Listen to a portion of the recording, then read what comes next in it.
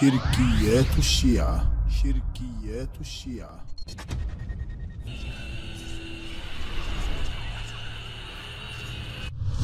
بحث إلهي بشمسك الكبرى وضيائك الأعظم، ومفحم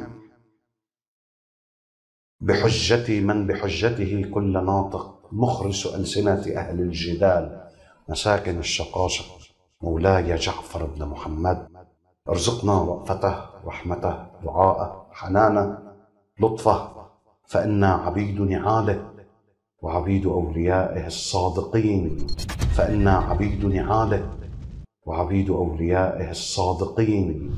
ولا تجعل مع الله إلها آخر فتلقى في جهنم ملوما مدحورا.